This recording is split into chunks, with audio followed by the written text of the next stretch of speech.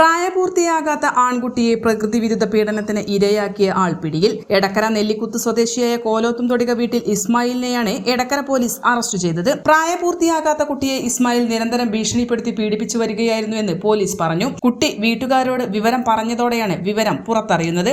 പിന്നാലെ കുട്ടിയുടെ മാതാപിതാക്കൾ എടക്കര പോലീസിൽ പരാതി നൽകുകയായിരുന്നു. തുടർന്ന് പോക്സോ നിയമപ്രകാരം കേസെടുത്ത പോലീസ് ഇസ്മായിലിനെ അന്വേഷിച്ച് പ്രതി താമസിക്കുന്ന നെല്ലിക്കുത്തുള്ള വീട്ടിൽ പോയെങ്കിലും പ്രതി ഇസ്മായിൽ ഒളിവിൽ പോവുകയായിരുന്നു. തുടർന്ന് പ്രതി വീട്ടിൽ നിന്നും പോയി എന്ന് സംശയിക്കുന്ന വഴിയിലൂടെ സഞ്ചരിച്ച് എടക്കര പോലീസ് പ്രതിയെ പിടികൂടി. Edakkara police sub inspector Jayakrishnan പിയുടെ നേതൃത്വത്തിൽ sub inspector Abdul Mujeeb, senior civil police officer Sabir Ali, CPO Shafi Maruda, CPO Shiny എന്നിവരാണ് പ്രതിയെ അന്വേഷിച്ച് പിടികൂടിയത്. പ്രതിയെ ചൊവ്വാഴ്ച കോടതിയിൽ ഹാജരാക്കും. N4 news Edakkara.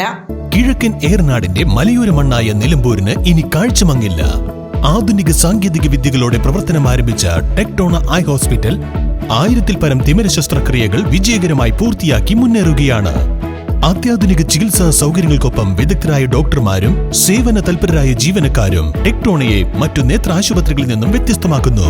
തിമിര ശസ്ത്രക്രിയ, vitreoretina, cornea, paediatric ophthalmology, glaucoma, general ophthalmology, operation theatre, lab, pharmacy തുടങ്ങിയ നിരവധി വിഭാഗങ്ങൾ.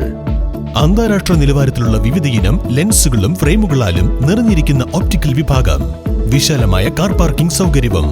ദിവസവും രാവിലെ 9 മണി മുതൽ വൈകുന്നേരം 7 മണി വരെ.